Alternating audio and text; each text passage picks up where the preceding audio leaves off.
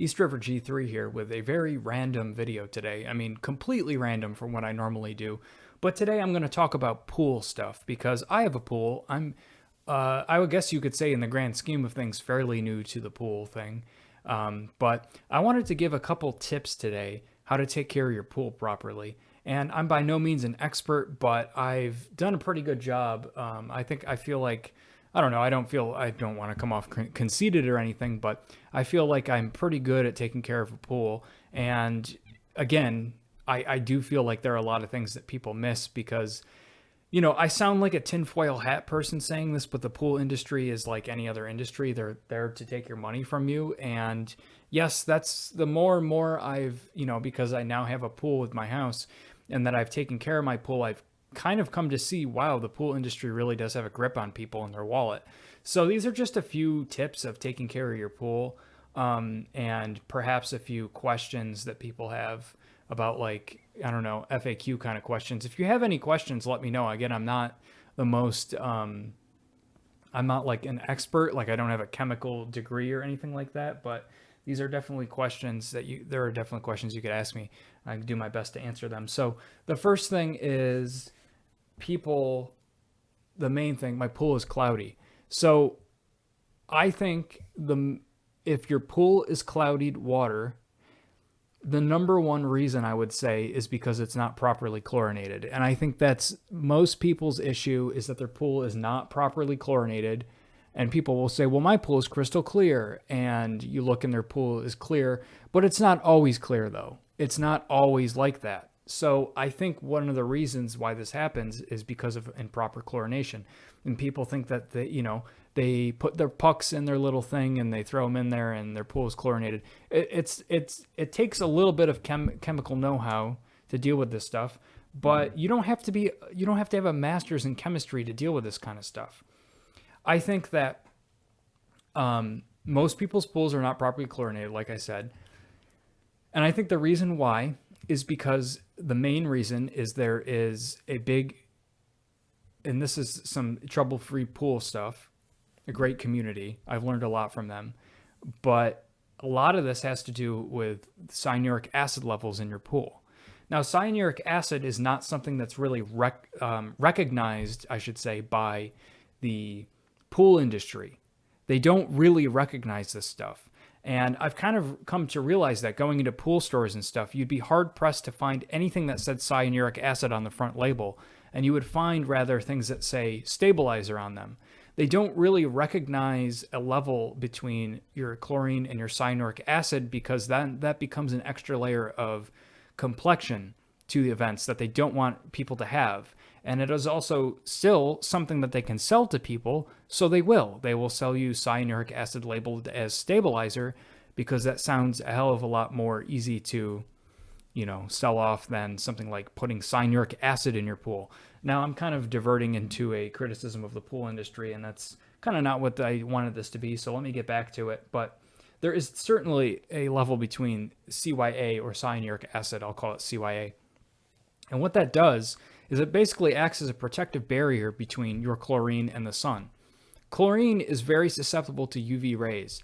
So if you go and you shock your pool in the morning, by the afternoon, the majority of that chlorine could potentially be gone, because cyanuric acid, again, acts as a bodyguard. So if your pool is, has enough cyanuric acid in it, or CYA, to the appropriate level that is needed for your pool, and how many gallons it is and everything, then it will protect against the sunlight. And this is not crazy conspiracy stuff. This is just common science, and you can try this out for yourself, and I certainly did as well.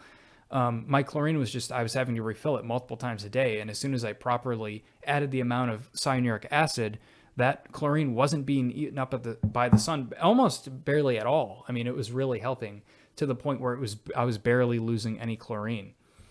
So once you find out what the proper CYA level is, then you need to know how much to chlorinate based on that CYA level.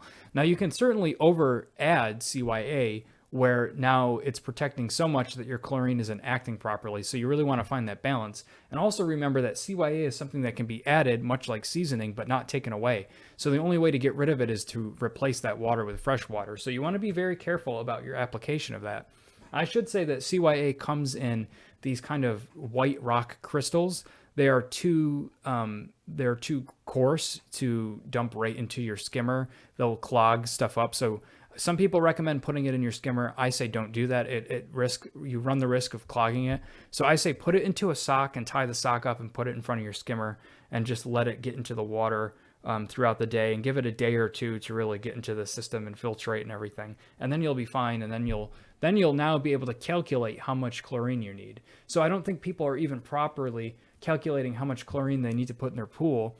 When I see videos like, oh, your pool should be between 3 and 3.5 chlorine or whatever, it's like, how could you even know that? You know, it kind of now blows my mind to see a lot of these videos. There is no proper amount. How much do I do? It depends on your CYA level. I don't know.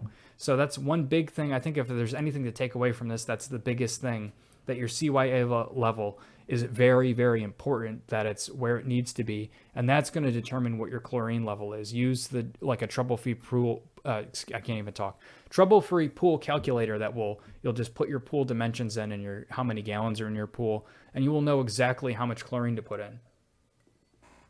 There are other things that can potentially contribute to a cloudy pool environment, like a very high pH level, which can also in turn conversely, when you're shocking your pool, a high chlorine content can negatively affect your pH readings. But when you're in general, pool cleaning mode, those are the main things. Keep everything in check, but the CYA level is the most important, because you cannot know how much to appropriately. You might think you are.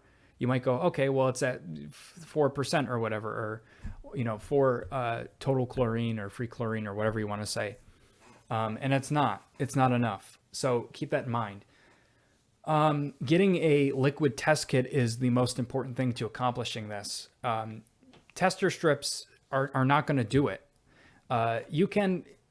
Plenty of people use tester strips, and that's the thing, is they just kind of go on the fly blindly, and it might work or it might not. And if it doesn't work, then you're in for a problem. So that's why I recommend getting a liquid test kit to test for things like cyanuric acid, so you know the exact amount. So now you know what the exact amount is, because like I said, it can be fine. You can use a tester strip and everything could work out, or it could not work out and it could become cloudy and it could become filled with bacteria that you don't want to be swimming in. And knowing what the exact, not the exact, I should say, but the incredibly close amount of all these levels you need to put in are going to put it to being so properly chemically treated that you run virtually no risk of anything. And the other thing is, when you're shocking your pool, a lot of people are like, oh, shock it once a week to know what the levels are or whatever. You should really only shock your pool when it's necessary. Otherwise, you're just wasting your chlorine, which, as we all know, is very expensive right now. So the only reason you should shock your pool is when the free chlorine, the combined chlorine level increases above probably 0.5% to 1%. And that combined chlorine level, I keep saying that, the combined chlorine level, which is a reading of your chlorine that has been used up. So if more than 0.5 really to like 1 reading of your chlorine is being used up, it's probably being used on something that needs to get out of your pool. So then it's time to shock the pool, and to only shock it until it goes below that level, right? So where it's back at a normal level. And if you keep at that level consistently, it will kill off any bacteria that's in your pool. And remember, this can take a long time to filter out, which is why people's pools are cloudy. You need to filter your pool out, and you also at the same time need to keep it shocked, or else you run the risk of, like I said, all that material continually regenerating in your pool. So you're running into this cycle where you're filtering stuff out, but it's growing back faster than you could filter it out. So keep it at shock level and filter your pool until the combined chlorine level reads below 0.5 or so, around that level. And again, having a liquid test kit like the Taylor kit or something like that is basically going to allow you to get the exact numbers on this stuff, so you know when it's okay. And again, I just need to reiterate, it can take a long time. Like, you have this 15,000 gallon bucket of water basically that is a closed ecosystem with nothing else coming into it. So yeah, it's going to take a very long time to filter this stuff out. So you need to backwash your filter once a day. A lot of times we backwash our filter around once a week or so. Basically, when the gauge on it, the pressure gauge, starts getting high, we know it's kind of under a lot of pressure, our filter, and then we pressure wash it basically with the back hose. And when you're doing this, when you're filtering out your pool that needs to be shocked and everything like this, I think it's more important to backwash it once a day because it's taking on so much dirty material that it needs to be at prime, operating power to basically take this on. And that also involves probably not once a day, but probably every other day, rinsing out your pump basket as well so that your pump isn't clogged either. That's feeding into your filter system. And you're going to kind of notice that pretty quickly that if you don't backwash once a day, it's going to slow down tremendously the progress of getting all this stuff out of here. It's kind of like a vacuum cleaner. If you were to vacuum something that's so dirty, it clogs up the filter in the vacuum, the bag, immediately, right? So after one vacuum, you need to basically get rid of that filter and get it out for a clean one. And you're kind of like, well, that's a lot of work. I don't want to do that. I don't want to backwash every single day. That takes a long time. I don't want to clean out the basket in my pump. That just takes a lot of work. Well, then don't do it, but your pool's not going to get cleaner. I mean, that sounds kind of harsh, but that's what you have to do. And so I also don't recommend vacuuming until you can see a little bit more of the pool bottom because you don't want to scratch anything or anything like that. I think it's probably okay to vacuum very lightly once you can start to see stuff. But if you can't see and it's cloudy, don't vacuum. And vacuum to waste. It's going to pull a lot of water out of your pool, but it's going to quickly get all those leaves and shit out of there really quickly, and then you can fill it up. So I hope this stuff was helpful. If you have any more questions, let me know. That's basically it. I think that it's very simple what needs to be done.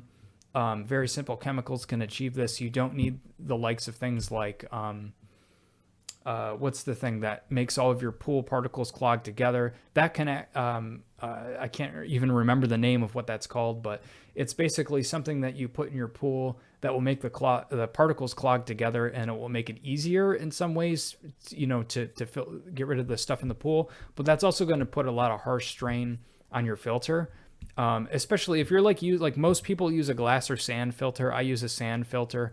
A lot of people use a glass filter. That is going to really put a harsh strain on that filter because these filters, they do a good job. They work hard for us, but they're not that great at filtering stuff out. The filters that are really good are diatomaceous earth filters, but they're like cancerous and are I literally mean they're a cancerous material, and they're very difficult to work with. So it's a trade-off there. But yeah, if you have any questions, let me know. I'll be happy to help you. I hope this was helpful. Take care, everybody, and have a great day.